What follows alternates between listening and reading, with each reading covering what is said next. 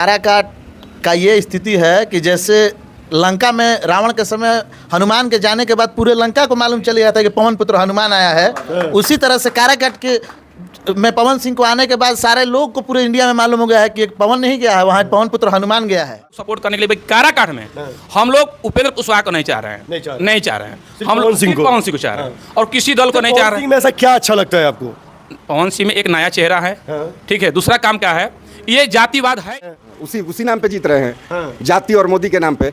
क्योंकि पब्लिक के पास यहाँ काराकाट में कोई विकल्प नहीं था, अब तीसरा विकल्प बन के पवन आ गया है। सभी को पता है कि मोदी जी के नाम पर कई लोग चुनाव जीत जाते हैं, लेकिन कई बार ऐसा होता है कि ऐसा कोई उम्मीदवार खड़ा हो जाता है जो अपने दम पर सभी को मात दे देता है। तो चलिए हम बात कर रहे हैं सुपरस्टार कहे जाने वाले पवन सिंह के बारे में, और पवन सिंह के क्षेत्र में आ चुके हैं जहां लोकसभा से वो चुनाव लड़ रहे हैं। और पवन सिंह के बारे में यहीं के लोगों से जानते हैं कि वो लोग पवन सिंह के बारे में क्या सोचते हैं, और उनके जो खिलाफ खड़े हैं, जो बीजेपी के उम्मीदवार हैं उपेंद्र कुशवाहा जी, उनके बारे में लोग क्या सोचते हैं। तो हमारे साथ कुछ भैया लोग जुड़े हुए हैं जो कि पवन सिंह के बारे में और उपेंद्र कुशवाहा के बारे में क्या सोच रखते हैं, और ये जो जगह है काराकाट, यहाँ के बारे में क्या बताते हैं। स्वागत है। सबसे पहले आपका शुभ नाम बताइए भैया, क्या नाम हुआ आपका? मेरा नाम पड़ेगा बड़क बाबा, और हम आपको पहले बोल देना चाहता हूं कि आपका जो भी चैनल है उसको पहले धन्यवाद देना चाहता हूं कि हमारे काराकाट में पवन जी प्रत्याशी आ चुके हैं, निर्दलीय प्रत्याशी हैं, और उपेंद्र कुशवाहा एनडीए से जुड़े हुए हैं, और एक आरजेडी से भी माले प्रत्याशी लड़े हुए हैं, उनका नाम है राजा राम कुशवाहा जी।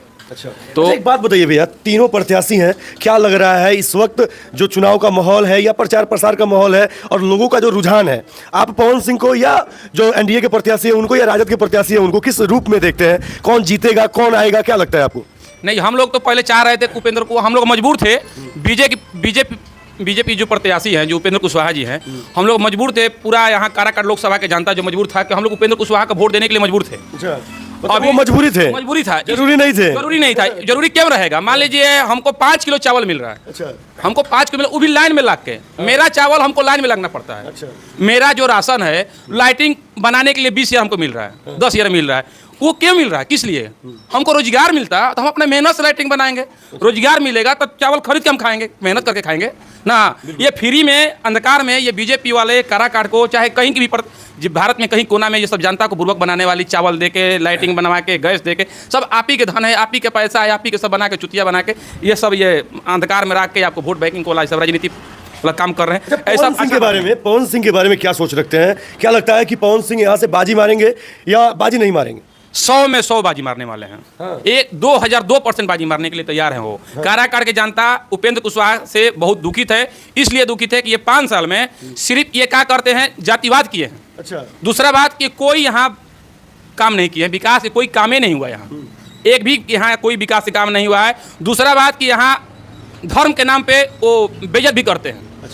तीसरा बात यह है कि हम लोग, बीजेपी का एक फंडा रहा है कि राम मंदिर राम मंदिर राम मंदिर, तो राम मंदिर तो बना है यूपी में, तो यूपी में ना विकास होगा। भारत के लिए राम मंदिर बना है, ये यूपी के लिए नहीं राम मंदिर बना है। ये राम मंदिर जो है हम लोग आस्था है, हम लोग सीता मंदिर भी तो बनना चाहिए ना। नहीं, सब बनेगा। 9 साल से एनडीए दोनों रहा, फिर सीता मंदिर क्यों नहीं बना? राष्ट्र घोषित होकर ही रहेगा तो राम मंदिर बन गया, और यहाँ एनडीए है तो सीता मंदिर नहीं बना, तो सीता माँ के लिए भी तो सोचना पड़ेगा ना। नहीं, ये सब बनेगा, ये हिंदू राष्ट्र घोषित होकर ही भारत रहेगा, इसमें कोई दो राय नहीं है। उसके लिए हम लोग सपोर्ट करने के लिए काराकाट में हम लोग उपेंद्र कुशवाहा को नहीं चाह रहे हैं, नहीं चाह रहे हैं। हम लोग पवन सिंह को चाह रहे हैं और किसी दल को नहीं चाह रहे हैं। में ऐसा क्या अच्छा लगता है आपको?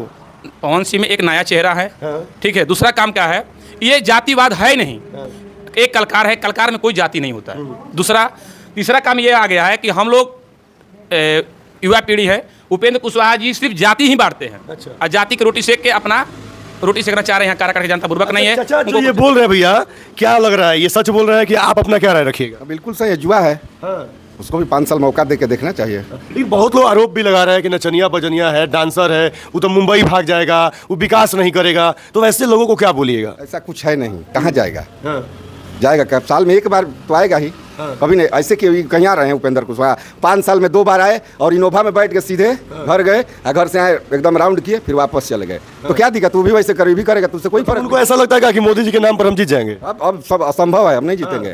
तो अगर तो यही होता है, जाति और पार्टी पे लोग वोट दे देते हैं, कुछ लोग मोदी जी के नाम पर वोट दे देते हैं, उसी नाम पे जीत रहे हैं, जाति और मोदी के नाम पे। क्योंकि पब्लिक के पास यहाँ काराकाट में कोई विकल्प नहीं था, अब तीसरा विकल्प बन के पवन आ गया है, स्वभावतन है कि जीतेगा। ऐसा भी कहा जा रहा है कि पवन सिंह जीतेंगे तो वो बीजेपी को ही सपोर्ट करेंगे, क्या लगता है आपको? ये तो भविष्य की बात है, भविष्य की बात नहीं है। मतलब हम घूम रहे हैं, लोगों से बातचीत कर रहे हैं और कई लोग ऐसा बता रहे हैं कि पवन सिंह ऑलरेडी बीजेपी के स्टार प्रचारक थे, टिकट नहीं मिला उनको, आसनसोल से टिकट मिला, वहां से उनको चुनाव नहीं लड़ना था तो यहाँ से निर्दलीय उम्मीदवार हो गए, और क्योंकि उन्होंने अपने माँ से वादा किया था और उस वादा को पूरा करने के लिए आज वो चुनाव लड़ रहे हैं, तो कहीं ना कहीं ये भी माना जा सकता है कि जीतने के बाद वो मोदी को ही मजबूत करें। देखिए विचारधारा मिलेगा जाएगा, नहीं विचारधारा मिलेगा, विचारधारा नहीं मिलने की वजह से ना निर्दलीय। पवन सिंह अगर बीजेपी में जीत के बाद जाते हैं तो क्या उससे यहाँ के लोगों को कोई फर्क पड़ेगा कि नहीं पड़ेगा? कोई फर्क नहीं पड़ेगा, काम तो यहाँ के लोगों को काम से मतलब है। आप किसी भी पार्टी में जाइए, उससे मतलब यहाँ विकास होना चाहिए, यहाँ जमीनी स्तर पे काम होना तो चाहिए। ऐसा मान लिया जाए कि अब की बार यहाँ बदलाव होगा, 110% निर्दलीय की लहर चल रही है। कम चल रही है, चलिए नहीं लहरें नहीं चल रही है, तूफान चल रहा है। तूफान चल रहा है और इस तूफान में सारे पार्टियां उधैया जाएंगे, इधर उधर चले जाएंगे और कहीं ना कहीं ऐसा लग रहा है कि इस बार काराकाट से पवन सिंह बाजी मार देंगे। बाकी देखना है लोग किस प्रकार से उनको अपना प्यार दे रहे हैं, आशीर्वाद दे रहे हैं। और सॉरी, एक और चाचा है हमारे पास साथ, क्या कहिएगा इन लोगों की बातों से, कितना सहमत है आप? इन लोगों की बातों से हम ही नहीं, इस पूरे काराकाट की जनता सहमत है। और दूसरी चीज़ है कि यहाँ के 20 साल से जो भी सांसद बने हैं उस सांसद से तड़पते तड़पते जनता त्रस्त है, और वो जनता उस चेहरे को देखने के लिए बेताब है कि कौन हम लोग के बीच में रहने वाला है। और ये जो दल बदलू नेता हैं, ये दल बदलू 5 साल चुनाव के समय ये काराकाट दिखता है इनको, चुनाव जीतने के बाद ये दिल्ली और ये पटना की राजनीति में ज़्यादा सक्रिय दिखते हैं।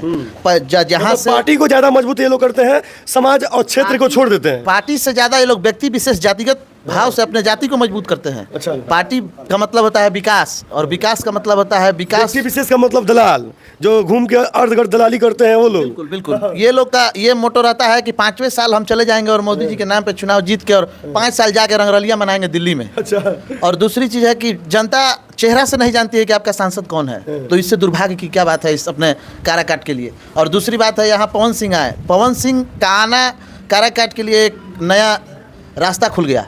और कहीं ना कहीं भैया काराकाट को आज पूरा देश जानने लगा है। कोई नहीं जानता था कि काराकाट कौन सा क्षेत्र है लोकसभा, लेकिन आज के डेट में किसी से भी पूछिएगा तो काराकाट उनके जबान पर याद रहता है। उसका क्रेडिट आप किसको दीजिएगा? काराकाट का ये स्थिति है कि जैसे लंका में रावण के समय हनुमान के जाने के बाद पूरे लंका को मालूम चल गया था कि पवन पुत्र हनुमान आया है, उसी तरह से काराकाट के में पवन सिंह को आने के बाद सारे लोग को पूरे इंडिया में मालूम हो गया है कि एक पवन नहीं गया है, वहाँ पवन पुत्र हनुमान गया है।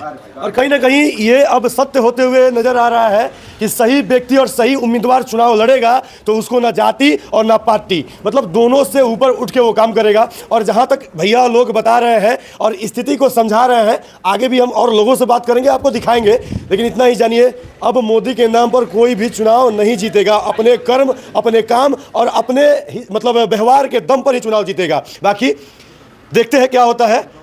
जो काराकाट की जनता है किसे अपना नेता चुनती है। बने रहिए, जुड़े रहिए। आप देख रहे हैं बाबा एक्सप्रेस चंपारण, आप देख रहे हैं बाबा एक्सप्रेस न्यूज। जय हिंद, जय भारत।